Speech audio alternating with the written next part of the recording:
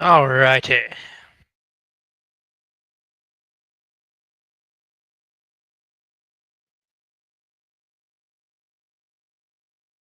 Let everybody file in this morning. Good morning, good afternoon, wherever you are. Got another day of MLB games today. How'd we do last night? What bets did we hit? I know somebody yesterday was on Ben Rice home run. That cashed. Our Otto Lopez look didn't turn out the way we wanted to. Numbers were good on paper. Spencer Strider didn't want to throw him a strike last night. Walked him twice. Such is life. Baseball happens. Um, Trying to think that the Ben Rice one is the one that pops up top of my head immediately. I know we had quite a few people in the stream yesterday asking to look at plays. So if you guys want to do that again, we can certainly do that. If not, I kind of looked at a couple of spots this morning that I liked. Um, First one I can actually show you. It's an interesting one. It's an interesting one. So in the Cubs matchup, Cubs at Giants. Not necessarily a home run ballpark, right, in San Francisco, but I do want to take a look at something. And good morning, Michael. How you doing, man? Doing good. Happy to have you in the stream once again. So you don't necessarily have to look at this as a home run play. You could look at this as a bases look as well. But I was looking this morning and I filtered it against Verlander and I took a look at this. I said, okay, so Bush is at 100% barrel rate and 100% hard hit rate against Verlander. Is he getting slightly unlucky? What's happening? So kind of dove into it a little bit, took a look. We saw a couple of really hard flyouts, right? This one he hit at 387. 387 didn't find the seats. But it's great to see that he had some hard hit balls. And if we come down here and look at this, we see Verlander's kind of getting torched on this, right? 218 ISO, 359 average, and Michael Bush tearing that pitch up as well. Justin Verlander over 5 hits allowed. Yeah, I wouldn't mind that look at all. Actually, wouldn't mind that look at all. And there's a lot of the Cubs batters that actually have hit him pretty hard as well. But this one just kind of stuck out to me, right? Um, so obviously not going to see the sweeper all that well, but he's going to throw this four seam fastball 44% of the time, almost half the time. You're going to see a four seam fastball from Verlander. Yo, Low Sports Picks, thank you for the repost. Reposts always appreciated, guys. Always appreciated. Help the stream get out to more eyes so people can view the product and see what we're working on here. We are on the new Doink 3 platform that we're hoping gets dropped later today for the general public. So, and even if you look at like curveball for say, right? 346 average, not necessarily giving up a ton of power to it. Um, Bush has a decent ISO to it, not and that's what Bush is going to do. He's going to hit for power. He's going to hit for power. I just really liked. I liked the launch angle numbers here. I liked the average distance. Almost a 60% hard hit rate, 23% barrel percentage. Half the time he's hitting this ball in the air, right? 42%. Fly ball rate's great. But again, not in the most hitter-friendly ballpark tonight. So if you wanted to take a total bases look, would probably be a safer option. Giants hitters have been pretty poor against lefties. Oh yeah. What's up, homie? Verlander about to get bombed on. Oh yeah. Yeah, let's take a look. Let's take a look. Yeah, and I mean, this stands to reason here, Michael. Just one guy in the lineup batting above 260, and it's a left-on-left guy, right? Pretty substantial K rates. Matthew Boyd has been great this season as well, posting probably one of the best ERAs in his career. We can dive into it a little further as well. Let's kind of see how the Giants as a whole have been doing against left-hand pitching.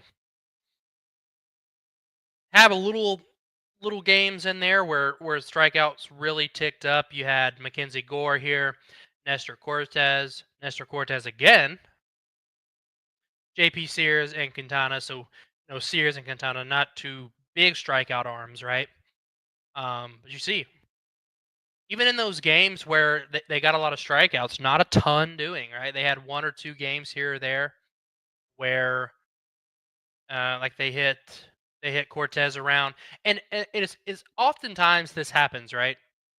First outing, a pitcher has a better time through, and then if they play him again, kind of in short succession, you see the team kind of get to him a little bit more. Love the stream. We appreciate the hard work. Yo, appreciate it. Finesse the books. Appreciate it. Appreciate it. So you just see here that second time through, the Giants were able to get to him. Has Boyd faced him? So yeah, he did face them once. It was at the beginning of the season. Uh, Pitched 18 outs, 7 strikeouts, and honestly, at this 4.5 line today, seems like a pretty good play. Appreciate you putting me onto that, Michael. Appreciate you putting me onto that. Now, have these guys? How did they do in that first game?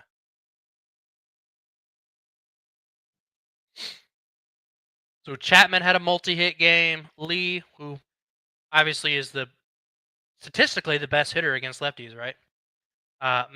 Luis Matos, he's in there to hit lefties. Actually took him deep. Interesting. Interesting. And I actually believe that he hit a home run not too long ago. Yeah, so he's actually hit 2 home runs in his last 3 games. Has Matos. Let's actually look at this. I'm not sure that we'll be able to draw any kind of conclusion. The sinker and the curveball kind of getting him in the most trouble. What did he hit it off of? A changeup. Interesting. Interesting. Just 4 homers allowed. Pretty low ISO, pretty low average to that pitch. Handling the curveball well, handling the sinker well. So, pitch mix wise, it matches up pretty well. Stands to, well, he's going to feature a lot more of the fastball.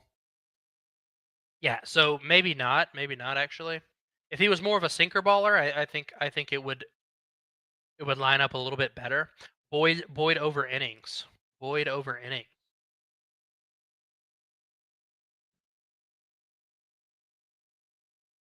So 17 and a half innings, you're getting like what's your standard line here on this? Let's see. Let's see what your standard line for outs are. So like minus 125, 110, 110. Yeah, pretty standard across there. So if you wanted to bet that on no vig, you get a little bit of a better price there. Nothing too crazy. And then how about the strikeouts? I should have looked at that while I was there. Let's take a look at the strikeouts. Strikeouts recorded. So this is interesting. So you're getting a pretty good price over at ProfitX today for 4.5 strikeouts.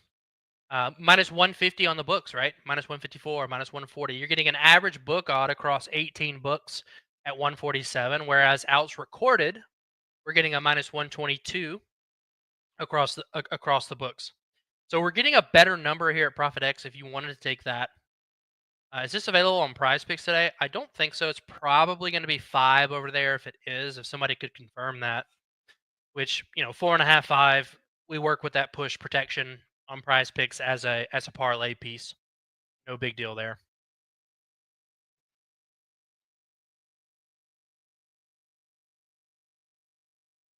Come on. All right. Yeah, that was the first thing that kind of stuck out to me today. Was this Cubs lineup? Wanted to take a look at Verlander against the Cubs, and I know somebody had said 5 hits allowed, right? So he's at 4.5. Did give up 5 earlier in the season. In his last 10 starts, he's over 4.5 hits in 7 out of 10 of those. So, Verlander's not the guy he was in years past, right? He's almost to the end of his career. Boyd's at 5 on Prize Picks. Gotcha. Yeah, and that's typically what you're going to see on Prize Picks, right? If a book odd is at 4.5 and it's around that minus 140 line, you can almost guarantee on Prize Picks they're gonna give you that push, right? So it does work as a parlay piece over there. I wouldn't play it any differently than you would on a book, right? 4.5, 5. It's basically the same thing. If you throw it in a six man slip on Prize Picks and he pushes at 5, your slip just becomes a 5-man, right? But if you run into that small bin of variance where he gets that extra strikeout and gets to 6, now you're looking better.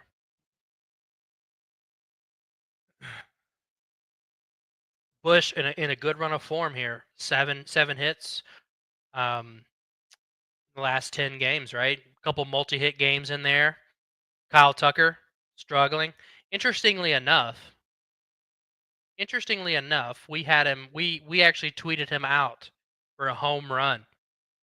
We actually tweeted him out for a home run here in this game, and he hit 2. But, maybe he's starting to turn it around a little bit. Last 2 have been pretty good. He was on a rough patch there for a bit. Suzuki not doing great. Pete Crow has really fallen off here in the second half of the season.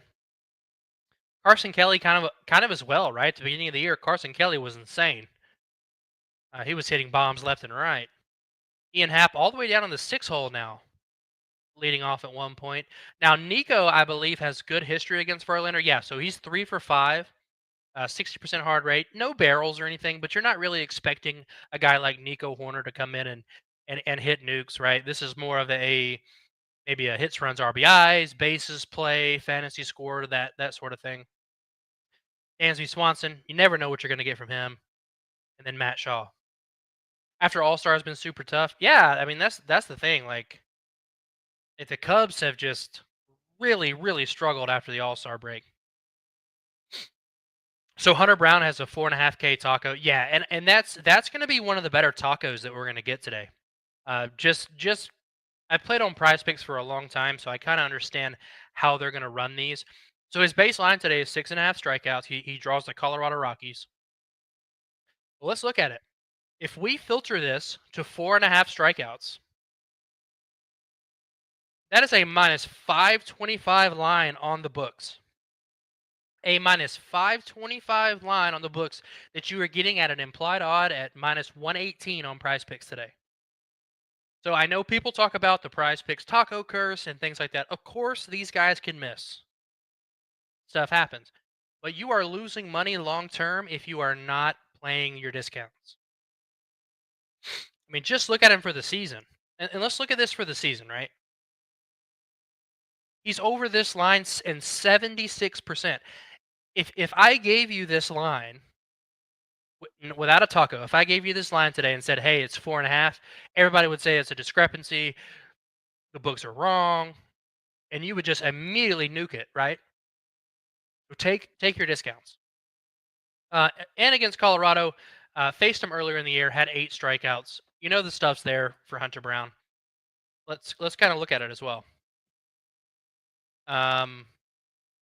So they are at home as well, right? 30% K rate at home this season. Just a 5% barrel rate. Hunter Brown's just a stud. So striking out, and the thing about Hunter Brown is he's actually been more of a reverse splits guy throughout his career. 32% K rate to left-handed batters, with just a 26% to right-hand, which is still great numbers, by the way. But he does strike out left-handers at a higher clip, right? Tonight we're gonna get mostly a right-handed lineup for Colorado, so there's no value add there to getting extra lefties in the lineup. Now this is just the projected lineup. This could change. Let's kind of see here. Interestingly enough, some of these guys have seen Hunter Brown pretty well. Tovar and Freeman kind of stick out to me there. Moniak has actually taken him deep, and Moniak's quietly putting together a pretty decent season. Um, but there's going to be strikeouts in this lineup, right? Just against right-hand pitching alone, let the statistics speak for themselves, right? You've got one, two, three, four, five, six, 7 guys, 7 guys with right around that above a 25% K rate today in that lineup.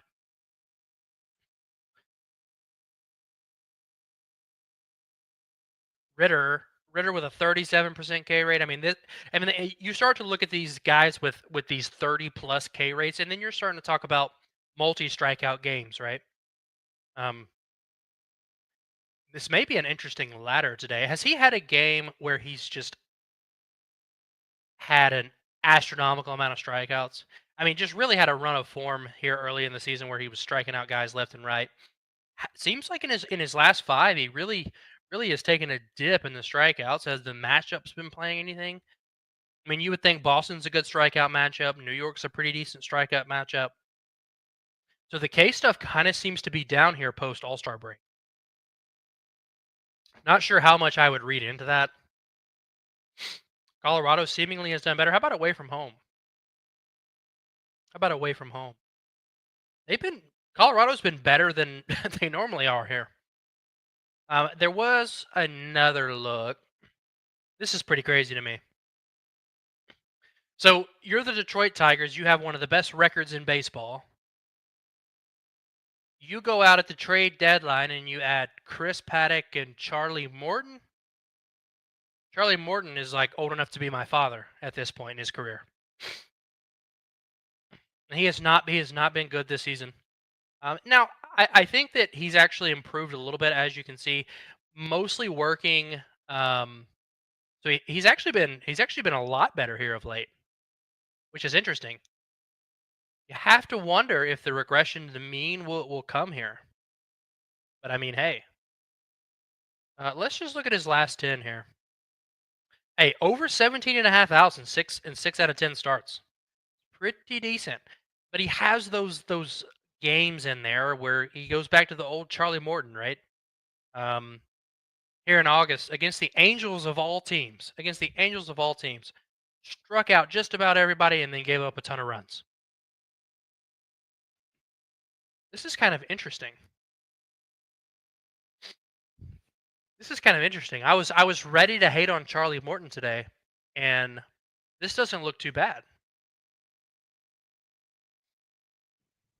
Logan Gilbert had 13 strikeouts against the A's here recently.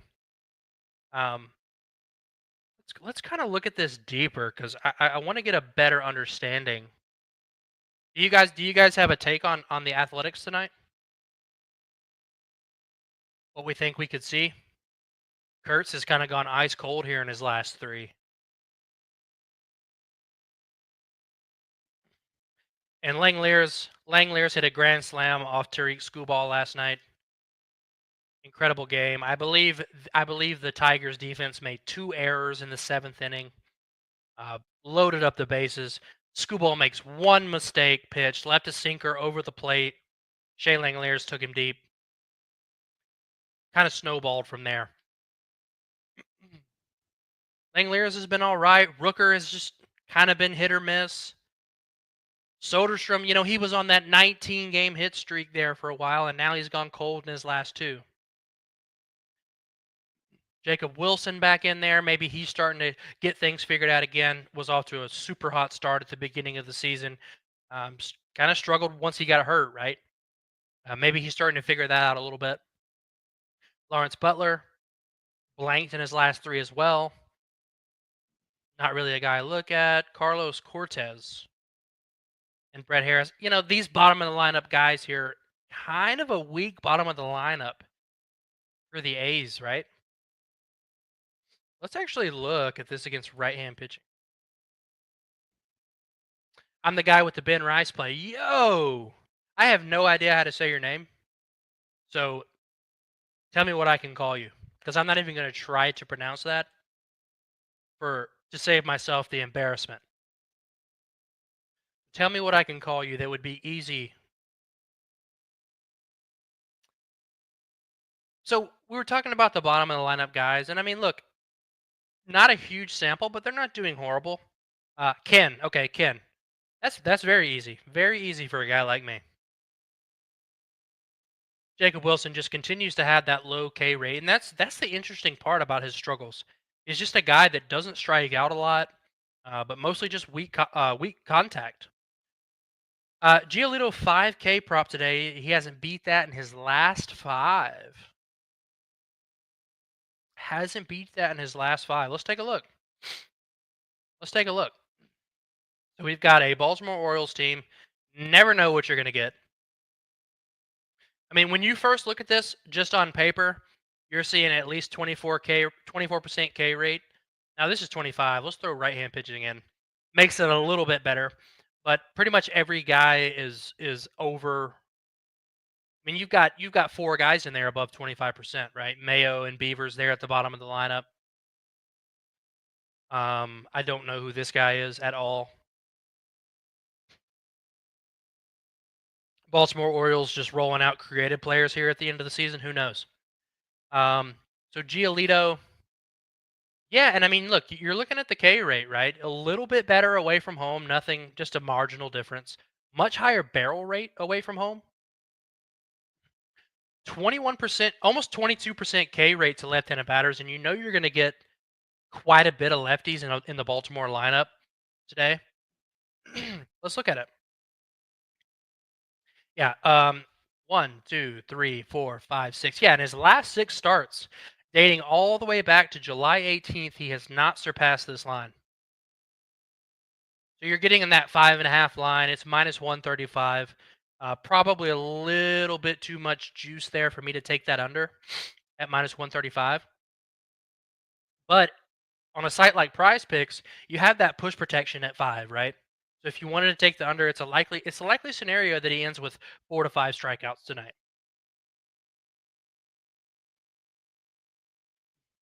Back in 2021, Giolito was a much different pitcher than he is today. So I would take these numbers with a grain of salt, right? This is what, 4 years ago? Um, and he did pitch against him this season. Did go over this line: 21 outs, 6 hits, 0 earned, 6K ball. Pitched really well. Um, but the Orioles really haven't been striking out a whole heck of a lot here lately. And let's see, we got Arrighetti in there, Javier in there, Logan Gilbert took him for 6Ks, and that's pretty low for a Logan Gilbert line, right? Logan Evans, Jason Alexander, Javier again, Dustin May, Walker Bueller. So what you're kind of seeing is outside of maybe a guy like Logan Gilbert, they haven't faced top of the line starting pitchers. So they've kind of been facing these middling guys like, Javier just coming back from injury. As you can see, only 3 innings pitched there and 2 innings pitched. Not a ton of great pitchers Orioles have faced. Nathaniel Lowe over hits, runs, RBIs. Well, let's see. So Kyle Bradish making his season debut hasn't pitched all year long. And there's a community that likes to attack these pitchers making debuts late in the season, right? Maybe their rehab assignments didn't go as planned. Maybe they didn't look super sharp in their rehab games. I haven't looked at any research on Kyle Bradish on his build up starts to this start. Um, but does have some decent data against the Red Sox. Now this was 2 years ago since hasn't pitched in a while, but just kind of had some good starts in there and had some rough starts in there. Let's kind of take a look, right? Roman Anthony absolutely crushing. I believe we talked about him on stream yesterday. He ended up taking Sugano deep in the first inning yesterday. Incredible stuff. Incredible stuff. Duran went yard yesterday, and this is one that I like to target as well. So we see Duran against Kyle Bradish has taken him deep once, 66% hard rate, 33% barrel rate. The K rate pretty high there for Duran, but that's kind of always the case with Jarren Duran. The strikeouts are going to be there from time to time. I like to take guys. How often, if you guys have the Real app, right? How often do you see a home run hit and it says homer in 2 straight games, homer in 2 straight games, homer in 2 straight games? You see that pretty often, right? These guys kind of get hot there for a brief moment in time. So that's something I like to attack as well. We saw him; he went yard yesterday, um, and you could probably get, let's see, plus 445 for Duran today. It's pretty good. Pretty good. What's the weather look like? What's the weather look like? So it's going to be overcast, not super hot. The wind's not blowing out super hard, so you're not getting any super big park factor upgrades that you outside of it being at Camden Yards. Somebody said Nathaniel Lowe. Let's take a look here. Sometimes for these guys, man, a change of scenery does wonders for them. Look at a guy like Andrew Vaughn this season. Opened the season up with the Chicago White Sox, was absolutely dreadful. You got sent down to the minors by the Chicago White Sox, one of the worst teams in baseball. Then was traded for a bag of chips to the Milwaukee Brewers, and he's been great. He's been great ever since. So sometimes just a change of scenery for these guys does absolute wonders. And for Nathaniel Lowe, that seems to be the case, right? He's done really well. And we can just look at his last five. I'm not exactly sure when he was traded, but in his last 5 games, outside of that game yesterday, he's had at least 3 hits, runs, RBIs in every game. Every game. There's just not a ton of data to draw with Kyle Bradish, so this would just kind of be like a recent form type of play. So I don't hate it at all, Tim. I don't hate it at all. 2 for 9 against him. We can look at some of these numbers as well. In his more recent, a lot of strikeouts in there could be somewhat concerning. This is kind of when Bradish really was breaking out, right? He had a really good 2023 season. Couple of hard hit balls in there. So if he does make contact, it stands to reason it's probably going a long way, right? What else do you guys have? What else do you guys have? I know Ronald Acuna burned everybody yesterday. Um, he burned everybody yesterday. And what we were looking at, guys, I'll show you real quick. Just against Miami. Just against Miami. Um, really, really has owned the Marlins in his career. Really has owned them, and it was completely blanked yesterday. Burned just a lot of people. I know that for a fact because I had him myself. Really good numbers against Sandy Alcantara as well. 12 for 27, 440 average. Taking him deep twice. Taking him deep twice. Alcantara not been great this year. Let's kind of see. Let's kind of see because I know Alcantara has been a little bit better of late. Has been a little bit better of late. But you can see at the beginning of the season, Alcantara was just absolute nightmare, right? Um, Figured it out a little bit, had some struggles, had a pretty good outing against St. Louis. Seems like the strikeout stuff starting to work back up. Striking out 9 Cardinals is pretty impressive, but he's struggled pretty heavily against the Atlanta Braves. Um, he has struggled pretty heavily against the Atlanta Braves. Does have 2 starts against them this season, and in both starts this season, gave up at least 3 earned runs. Um, so you could look at the hits prop today. You could look at the earned runs prop today. Walks, yeah, walks can be an issue. This is a Braves team that you wouldn't think they walk a lot, but if you look at their last 10 against right-hand pitching, they're over 1.5 walks, 7 out of 10. So maybe it's a walks angle today for Alcantara. Maybe he doesn't want to pitch to Ronald. All right, let's do this. Let's go back here. Waldrop faced the Marlins on 8-9 and did pretty well as a 4.5K prop, but facing a team second time. Yeah, and that's kind of what we highlighted at the beginning of the stream, looking at, I think it was Nestor Cortez. When you face these teams a second time in short succession, sometimes the second start doesn't go as well. Now Waldrop's been pretty good, small sample size, just 24 innings pitched this season. Um,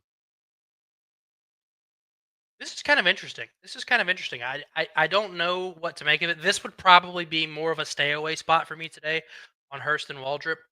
Just because this Miami Marlins team can just be so pesky at times. They can just be so pesky at times. Like take a look at their last 10. You know, just littered with hits in there. Now they don't typically score a ton of runs, but the hits typically do pretty well. That's why you see 4.5 hits line is at one minus 150 today. The books know this stuff. Yeah.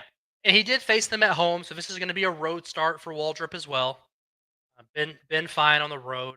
Did have this was last season, but he did get tuned up a little bit against the Nationals last year. So it would probably be a stay away spot for me. If I was getting a little bit better numbers there on the pitching outs, I would probably consider that. But plus 130 on 4.5 strikeouts might be a look. Might be like a half unit type of play. Nothing too crazy there. How about Taylor Ward? Take a look. Take a look. And yeah, homie, we'll do Dylan Cease. We'll do Dylan Cease next. Taylor Ward. Oh my goodness. Kikuchi against Patrick Corbin. What is this? 2015? Okay, so we were looking at Taylor Ward. Taylor Ward. Yeah, and look, the first thing that's going to draw you to Ward today is just going to be that history. 6 for 12 with a home run, 50% hard hit rate, 20% barreled balls. You know, Corbin has been halfway decent this season. You know, I keep saying this just about every time Corbin is on the mound. At some point, he's going to go back to his old self, and we're starting to see it, right? We're starting to see it. His last two starts, 8 hits, 7 earned, 7 hits, 4 earned. Strikeout stuff starting to go down. Maybe he's starting to regress to the mean, right? Maybe starting to regress to the mean. That's interesting. That's interesting. Kansas City, Toronto. So he kind of drew a couple of tough matchups, right? Toronto's been incredible this year. Kansas City, not necessarily the most formidable offense, but they have a low K rate, guys. They can handle left hand pitching pretty well. Looking at Taylor Ward, how has he been doing recently? Against left hand pitching is good. Away from home, do we get a little bit of a buff? So there's actually this team on the road this season. Let's just look at it right here. Let's just look at it. And maybe we can't look at it quite yet.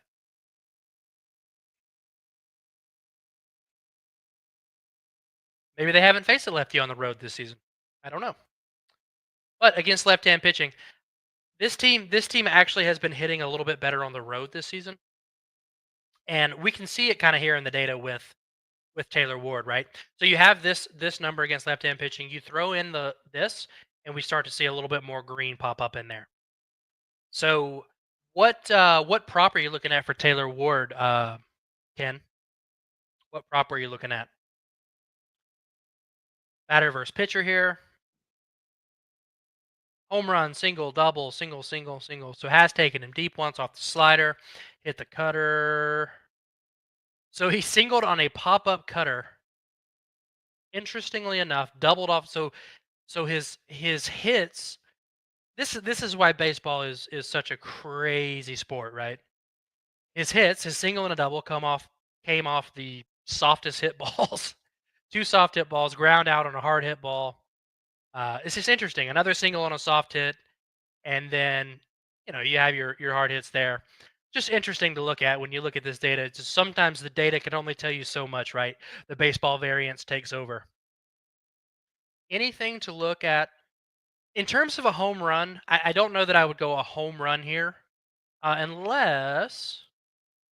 So we do have the wind blowing out to right, which is going to favor the hitters. It's hot out there in Arlington today. So maybe what was our odds there on a Taylor Ward homer? What was our odds there on a Ward homer? So plus 420, that's actually a really good number for Taylor Ward. 3 homers in his last 10 games against left-hand pitching. Yeah, okay. I'd be somewhat interested in that today. Let's take a look at Dylan Cease. We had someone in the chat mention Dylan Cease there. Not a ton of recent data, right? Not a ton of recent data, but Josh Naylor and Suarez both seen him quite a bit, right? Both seen him quite a bit when they were in those Arizona Diamondbacks uniforms. Since have been traded to this Seattle team who's trying to win right now. Trying to win right now. And how about against right-hand pitching? So interestingly enough, like the bottom half of this lineup, like just doesn't strike out that much. You've got a Rosarena, Raleigh, and Eugenio Suarez with a pretty high K rate. At a number was it 6.5 strikeouts. They've probably got this pretty close to priced correctly today. I don't know that there's enough meat on the bone there for me to take this, especially with Seattle only striking out more than 6 times, twice in the last 10 games against right-hand pitching, and at home as well. They're not doing a ton of damage, right? But they're not striking out a whole heck of a lot. Um, and Cease, like when you look at pitching outs for Cease, like Cease can just get that pitch count built way up. Um, and this will kind of bring me into my next point. Tim asked, what would you suggest to look at when looking at pitches thrown props? So, what I really like to do is I kind of like to see if these teams have exhausted a lot of their bullpens. Are you looking at a team that is in playoff contention, right? That maybe they've lost a few games in a row. They're kind of losing their wild card spot ground, or they just need a good start from their ace. There's a lot of different factors you can look at with pitches thrown. Like for Dylan Cease, like I don't know what his pitches line would be at today. I personally don't bet a ton of pitches thrown props. I just think it's super volatile, right? Um, and especially like you never know if like you take Hunter Green for example. So he came back from injury and he threw 85 pitches. Well, he threw 85 pitches in a couple of games, and then without even saying he wasn't on a pitch limit anymore, he just came out and threw 90 something. So you never know what these guys are going to do. You get a team like Pittsburgh who's not in contention anymore. Maybe they want to limit a guy like Paul Skeens' innings, but they said they were going to limit his innings, and then he comes out and throws 110 pitches. So it's tough to draw those conclusions. I think it's more of just a 50-50 kind of shot in the dark gamble, in my opinion. Which that's what we're doing. We're gambling, right? But I do like to use the data uh, for that solid foundation to at least build some kind of take on a play. Luis Ariz, and look, when you look at a guy like Luis Ariz, just about every time a guy is on the mound, Luis Ariz is going to have good data against him, right? Going to have good data against him because he's just a guy that gets on base a lot. Only a 286 average. That's way down from his typical production. But I haven't looked at this, and I can tell you he's probably got some hits against him. Yeah. So 4 for 6. That's just what Luis Ariz does, right? It's just what Luis Ariz does. And I say that to say that there are some, Doink Sports doesn't have a way to look at bullpen pitches, and maybe that's something that we can add down the road to kind of maybe corner the market there on pitches thrown. Um, but looking at a rise here, what you're going to see is a lot of singles. That's just what Arise does. He's got some doubles littered in here as well. And I bet you, when you look at this, you're going to see probably 3 of these are going to be singles. Two to 3 of these are going to be singles. Actually, he has 3 doubles. Okay, I was wrong. So he has 3 doubles against him. Now, these were very long time ago, right? So you want to take that with a grain of salt when you look at that. Castillo, a different guy now than he was then. Actually struck Luis Ariz out. That is very hard to do. That is very, very hard to do. Yeah, look at this. Look at his Ks. That is extremely hard to do. Let's go back. I actually want to look. I mean, look at this K rate. Look at this strikeout rate for Luis Ariz. And this is kind of why I like to take him a lot of times. Like if he's got like a 5 fantasy score line, or we can get Like you can get these 1.5. Well, this is hits. So let's take a look at bases. You've got bases today at plus money as well. If you can get these lines at plus money or get like a 5 fantasy score, he's gonna put the ball in play, right? Does it find a hole? Does he do the Luis Ariz special where just that little blooper hit right over the infielders into the outfield? That's what you're looking for a guy like Ariz. Don't hate that at all at plus money today. Has Ryan O'Hearn just been absolutely terrible for the Padres? Let's see. No, he hasn't been. He hasn't been dreadful. Nothing crazy, but he hasn't been dreadful. I was watching him last night, and he really didn't do anything other than hit a single. So I was wondering if he had struggled. And I believe actually, who hit a home run last night? I think it was Sheets. So Sheets hit a home run last game. Maybe he's starting to get hot again. 0 for 5 against Castillo. Castillo's not really a guy I look to stack against, so to speak. Beto against the Tigers, a train wreck is coming against Beto if he gets more than 3 innings. So has he been pitching deeper into ball games? And again, immediately you have a minor league ballpark here, and this was the same thing we said yesterday on the stream, right? We're saying Skubal had a tough road test ahead of him, wind blowing out. The Athletics had handled left-hand pitching pretty well, and Skubal came out and struck out 12 guys and then gave up a grand slam. So you kind of got the best of both worlds from Skubal. I don't think a lot of those runs were charged to him. I think he had a lot of errors happen in that game. Kind of defense kind of let him down a little bit. That's the thing about Beto, right? Is I don't think that you can reasonably go into it expecting him to pitch very deep into the game. 44 pitches here, 19, 52, 52. I think 50 something would be an absolute ceiling for him today.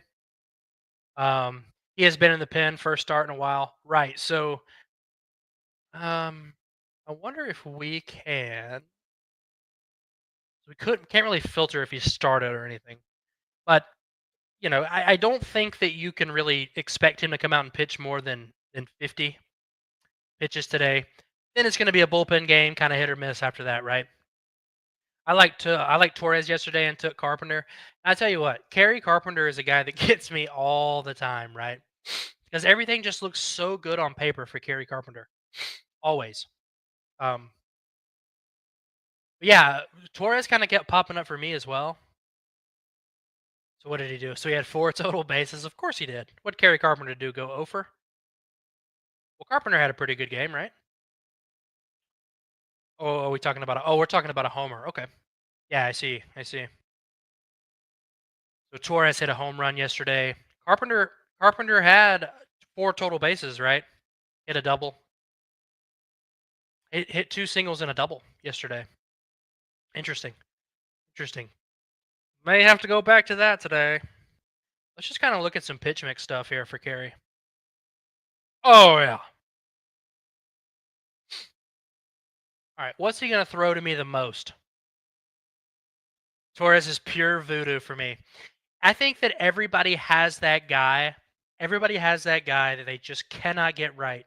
And I know this is gonna sound crazy to you guys, but I feel like I cannot get Aaron Judge right.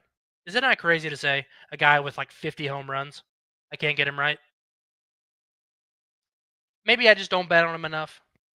But I feel like every time I take the guy who strikes out multiple times, or he gets walked a bunch, all these teams that don't pitch to Aaron Judge, but he still has 50 homers, just pretty insane.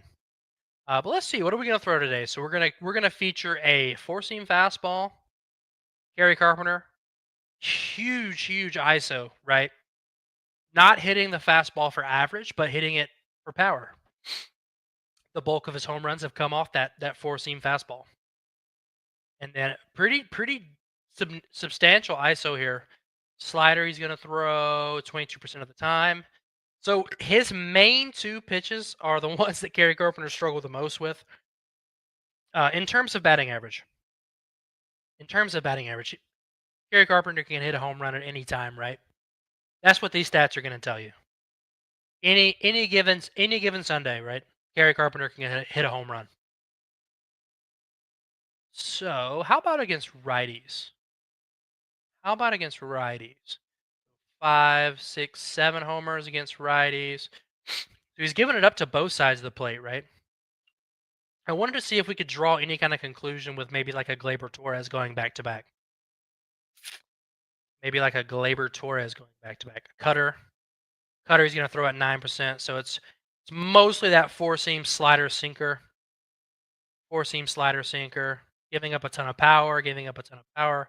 Sinker ball looks like he's mostly beating it into the ground there, which is what the sinker's designed to do, right? To induce ground balls. That's how I've been feeling about the Blue Jays players. So I would take. Did they play today? Yeah. So I would take. I want to kind of go to the stretch I'm talking about here. There was a run. Where's my guy at? Is he not supposed to be in the lineup today? There he is. Look at this guy, man.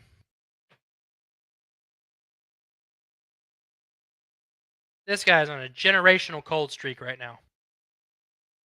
Generational cold streak. Well, like there was a point. Like look at this. Look at this early on. Like I was just catching this guy's hits, runs, RBIs every time out. Look at this.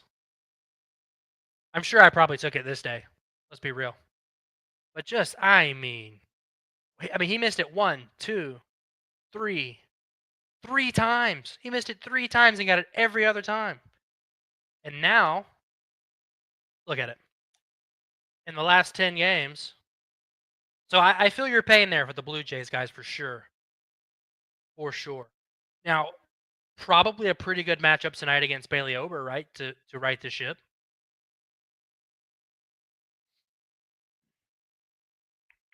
So four seam changeup, slider, four seam 330, 200, four seam not hitting it well, changeup, meh, slider. So if a slider is getting absolutely popped,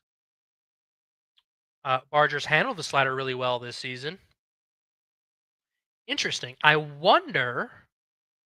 How about right-handers? I wonder if we could find. So he's really, really not throwing the slider too heck of a ton. Really, mostly just a two-pitch guy and mixing in that slider. Four-seam changeup. Changeup actually a pretty good pitch for him. Changeup actually a pretty good pitch. Seems like he's just giving up a bunch of singles, right? Four-seam changeup, 33 hits, 23 of them been singles. So I have seen some people on Bailey Ober hits allowed today. I don't hate that at all. I want to see if we can.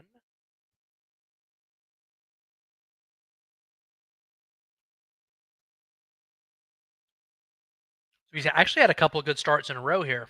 Was absolutely dreadful there for a stretch. This is interesting. Has been really good against Toronto in his career. Now this season is going to be a bit different, right? Because maybe these stats the Blue Jays weren't very good. Last year they weren't all that good, but he was hit 5 times, 5 earned. I wonder. I would like to see who kind of did well against him.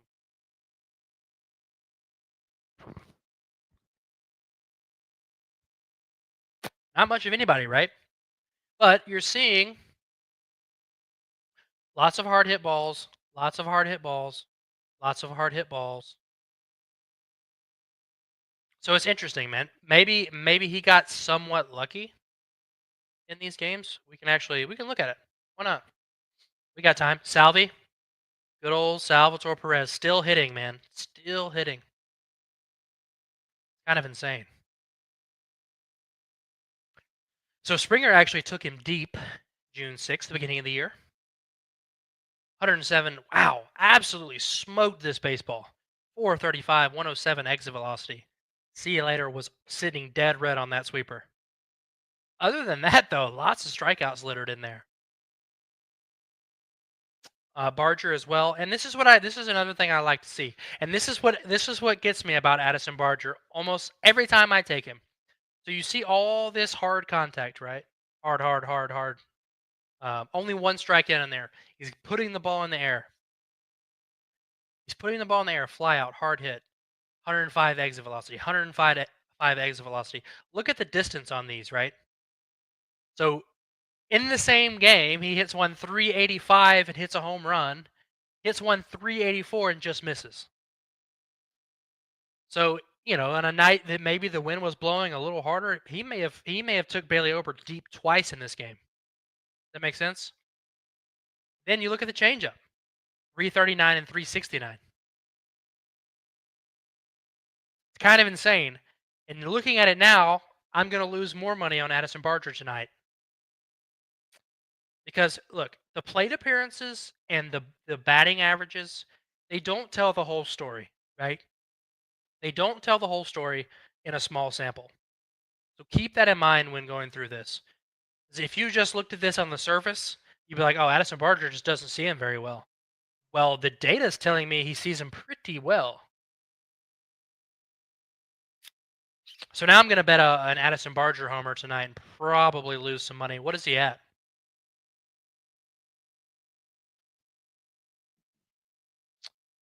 What is he at tonight? I hope we're getting at least 4 something. I doubt we do, though.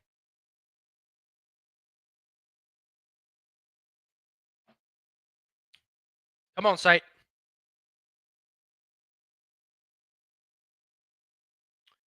All righty. So 392. So that kind of sucks that we're not getting anything great on it, and it's at the sharpest book. We're getting that plus 392. And I mean, look, these sites are onto it, right? These sites know these things. 295. Oh man, that's tragic. What are we over there on like our peer-to-peer sites? Plus 380. I might take that. I would really like it to be a little bit longer. I think we talked about some guys that have longer odds that maybe look a little bit better, if not about the same. One might say he's due. Hey, that's what I'm saying. Salvador Perez. Let's take a look at that one. And I'm good to go as long as you guys wanna talk ball today. I don't have too much going on today, so I'll stay here and look at as much as you guys want. Let's see. So who are we facing? Martin Perez, the ghost of Salvador Perez, 3 for 10, 44% hard hit rate, just a 10% K rate, not barreling up a ton of balls against him. But again, we don't want to take anything at face value. We want to dive deeper. That's the point of Doink Sports, right? You're able to look at all these different aspects, all these different angles of a play, right?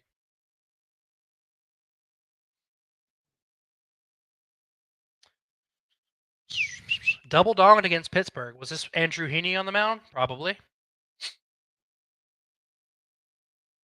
And absolutely torched Pittsburgh, right? Kind of struggled away from home against lefties this year. I mean, a lot of red there for Mr. Perez. Salvador Perez facing Martin Perez. Got it. Got it. All right, let's see. Couple of decent hard hit balls and Martin Perez just peppering him with changeups. Changeup, changeup, changeup. Double off the changeup, home run off the changeup, single off the changeup. Is he just throwing this pitch crazy amount? Let's see. 26% of the time, and I also really think that's interesting when you look at these props. We looked at one the other day where somebody had like 6 or 7 at bats against a pitcher, and he just peppered him with sliders. Then we looked at the pitch mix, and he only throws the slider 6% of the time. So it's so interesting when you look at stuff like this. Now, Perez throws it 26% of the time, but even here, you're seeing a ton of changeups. Now, again, this is 2 years old sample size, data. I'm sorry, 2-year old data here. Hasn't had a recent outing. Um, how is Martin Perez just continuing to get away with murder? How? I mean, it's a small sample, right? It's a small sample, but these are some decent numbers for Perez. I think he actually pitched a pretty good ball game against the Braves, which who can't pitch a good ball game against the Braves this year? Yeah. They pitched a really good game. Look at this. 16 outs, 3 hits, 5 Ks, no earned. Somehow, some way, Martin Perez is getting it done this year. You just feel like at some point this is going to turn around. Also, don't know that I would hate taking 1.5 walks tonight.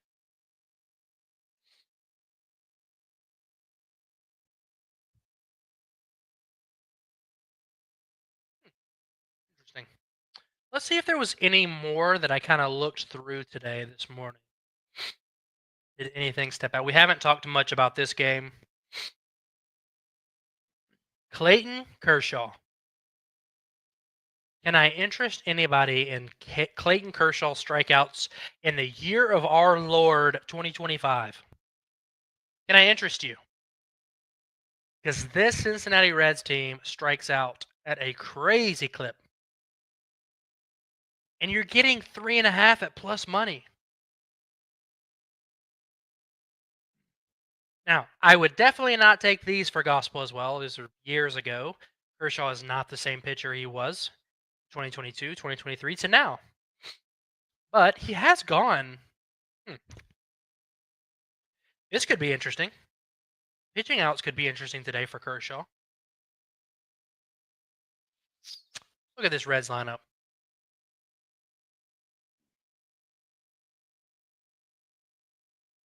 Wow. We have 7 guys in here with above league average strikeout rate. Gavin Lux with a massive K rate. Now, granted, is Gavin Lux straight left or is he switch? I think he's just lefty. So he may not be in the lineup tonight. So I would definitely double check the lineup. Lux may not be in there left on left. A 34 K rate. Ellie De La strikeout is in there. Ellie De La strikeout is definitely in the lineup. Hayes is a guy I love taking against left-hand pitching. Extremely good against lefties. 41% hard hit rate, high barrel rate, good slug. Marte 30%, Steer 28, Brian Hayes. Trevino, the low strikeout demon. Yeah, and as you can see, like Austin Hayes would be an interesting one tonight. He's 2 for 2 off him. Let's take a look at these. And I highly recommend you guys, like when you're doing your research, if you have time, just play around with these things. Like look at different spots that maybe the public isn't on, right? Like you're always gonna have like Shohei Ohtani, Aaron Judge, they're gonna look good every night, right? Because their stats are just great. See if you can find these value type looks. Like he's plus 535 tonight for a home run.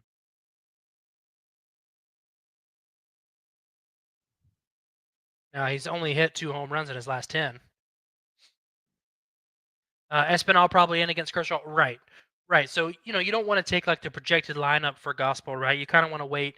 And it kind of sucks too because this game is the nightcap, kind of the last game of the night. So you have to kind of wait all day to get the lineup to see if you really want to take the play.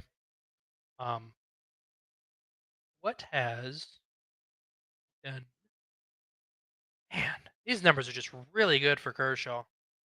So he's handling the slider well, not hitting it for a ton of power. 4-seam fastball. I mean, this is insane for Austin Hayes. Batting 600 against the 4-seam fastball. Curveball 250. And if he just had a little bit better power numbers against the slider. Love waiting for lineups and looking at weak spots. Right, exactly. Exactly. And you can kind of circle back and you can kind of see. And then Doink Sports will update. It will update. So when the lineup comes out, you will get a confirmed. Let's go back to it. So right here, you see this little tab that says this is the expecting starting lineup, but not confirmed yet.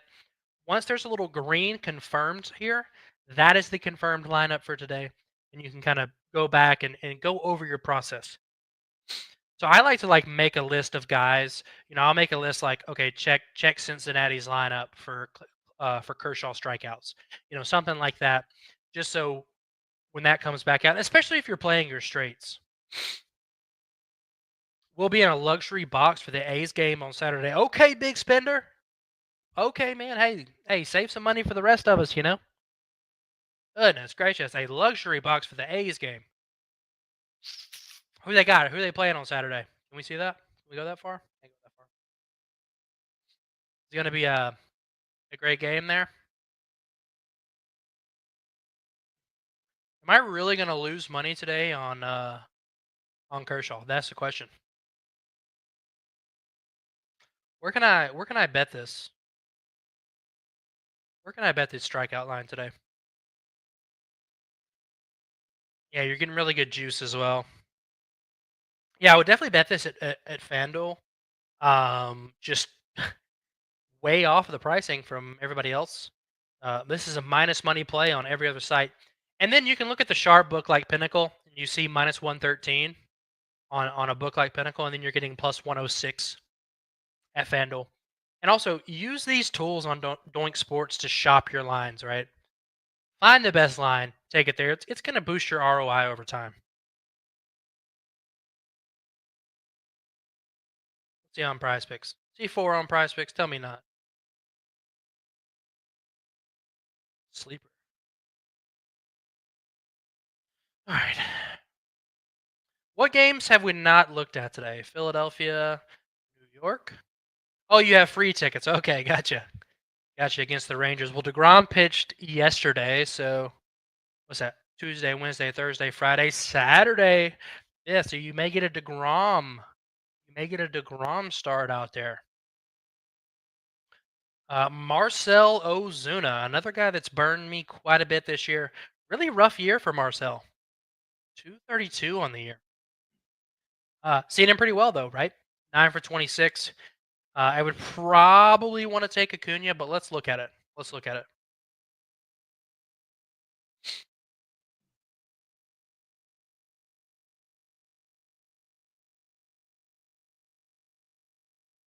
Decent stuff there. Had a really good run. Really good stretch there. This kind of dates back a little bit. And what are you looking at for Ozuna? Home run as well? Plus 575 there. He's hit 2 off him.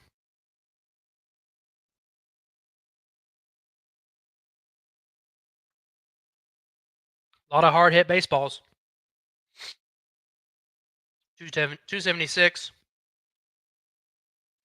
383. Oh my goodness. Needed Kepler yesterday. He got a fly out every time. Oh, are you in the Doink Sports Discord? Were you the guy that needed this yesterday? Because I saw one where he hit one super hard, but got out. 383 fly out here. I don't want to go back too much farther than that. I kind of want to look. At this season. This is interesting though. This is interesting. So if you just look at this season, he has 2 homers off him just this year. 416, 433, 276, and 383. Oh, okay. We had another guy in the Discord who needed Kepler as well. So I guess he was in a weak spot yesterday. I saw quite a bit of people on him. I actually might take this now looking at these stats.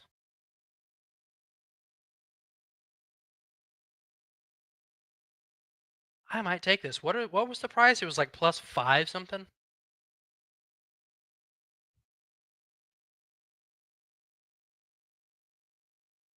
Yeah, plus 575 for a homer today. Wow. Marcel, what has happened to you, my friend? Yeah, definitely bet this on BetMGM because this is an insane difference.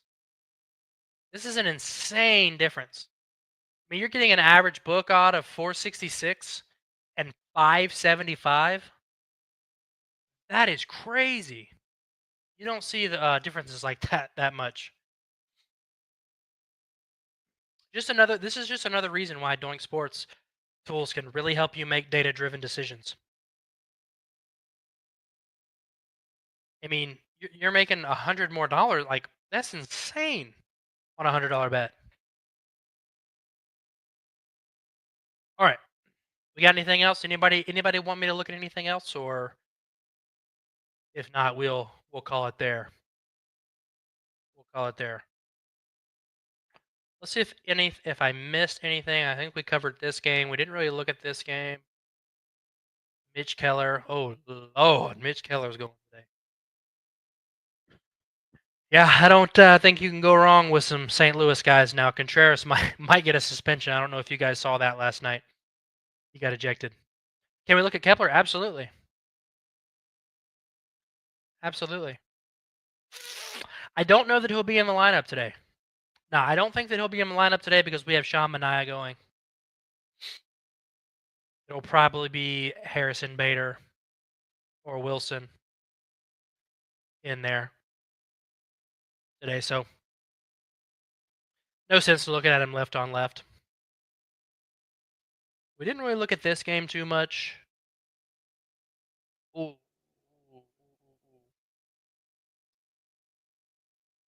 Do we run up old Mizorowski's Ks today? There's a lot of strikeouts in the bottom of this lineup. Corbin Carroll, high strikeout rate as well. 28, 37, 23. Have they been striking out a lot recently?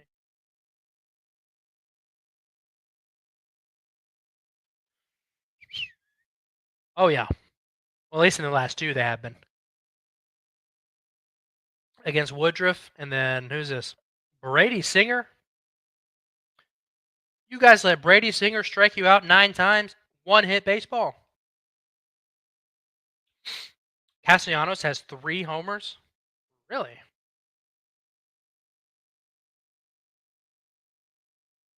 It probably dates back further than 2020, right? Doink Sports data is only going to go back to 2020, I believe.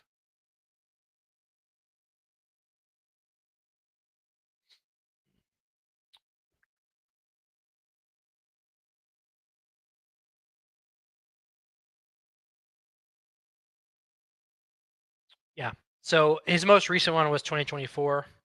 Lots of hard hit balls in there, though. I wouldn't mind this either.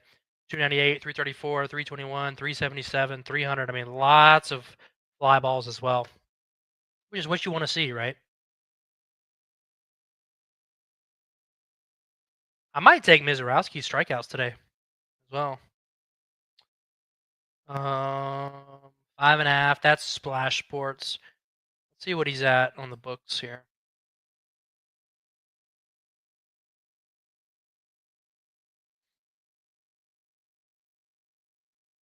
You're getting like minus 152. I would definitely play this on Splash if you guys have Splash Sports. It's strictly peer-to-peer fantasy games. You play against other people's lineups. When the contest locks, you can actually look at the other props that the other people in the contest took. It's a really cool product. It's kind of small right now, so it may take a day or two for your contest to fill up. So you may not like cash out the same day if you win. But if everybody else in your contest misses a prop and you also miss a prop or whatever, you can still split the payout. So it's a pretty nice payout structure over there. I would highly recommend playing on it. I'll probably take this over there today. This is like minus 160 on the books, minus 152 average book odds, and you're getting it at minus 118 on Splash. So I think we're gonna have a college football stream at some point this week. If you guys want to see the NFL, I want to sneak peek the NFL here. It's coming. It's going to be available very, very soon. Okay. Turn the notifications on your X account so you know when we post some tweets going out and stuff like that, so you don't miss it. You don't miss it. The news site's going to be great though. It's going to be great. Lots of new data. And we're going to have a full preview NFL show here coming up in the next week or two to get ready for the NFL season. But it's here. All right, guys. I'm going to get out of here. We've been live for an hour and 10 minutes. Thank you, everybody, for hanging out today. Let's hit some bets tonight.